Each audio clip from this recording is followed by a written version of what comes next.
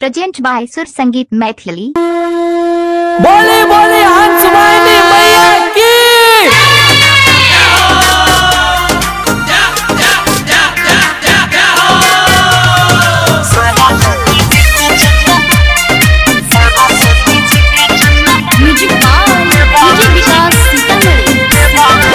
अभी आप सुन रहे हैं सुर संगीत मैथिली के शानदार प्रस्तुति।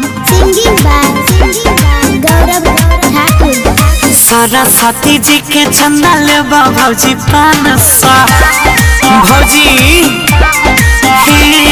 सरस्वती जी के चंदा ले भौजी पानसा। अरे इन्हें सुना ना खरा देखो तो हर खोल ले बकान सा, ना खरा देखो तो हर खोल ले बकान सा। बुझलो सरस्वती जी के चंदा ले बेकरवा पान सा। सुनै छ सरस्वती जी के चंदा ले भौजी पान सा। दैया पड़ता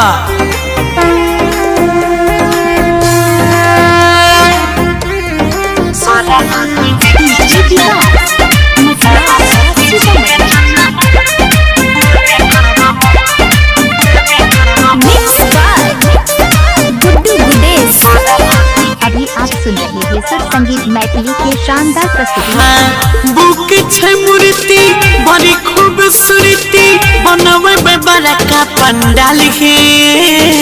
ये न जे करब चंदा से डरब होई जते हमर बुरा हाल है। सब पैसा तिजोरिया में रखबो हे बुक छै मूर्ति बड़ी खूबसूरती बनवे में बड़ा का पंडाल है।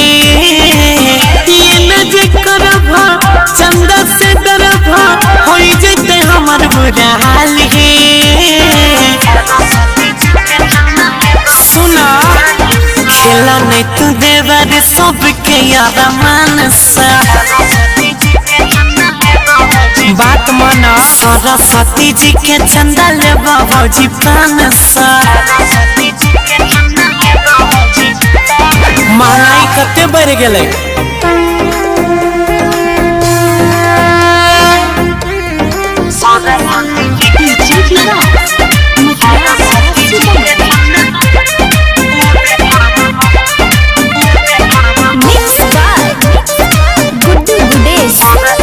अभी आप सुन रहे हैं सुर संगीत मैथिली के शानदार प्रस्तुति।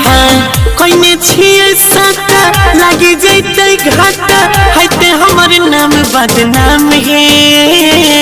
बनसी गौरव के पूजे वाला रात में करबई बे प्रोग्राम है।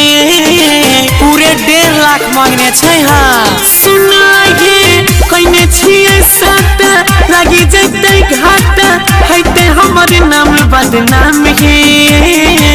बनसी गौरव के पूजा वाला रात में करबई बे प्रोग्राम है। अरे ताहू न देखल जेबो भौजी सुनु आज के आगे बोला नहीं डांसा। नहीं गोसाबी कुंदन मदन चंदा लेबे करता पानसा। अरे ध्यान दो दुगुना कमाइबा। प्रेजेंट बाय सुर संगीत मैथिली।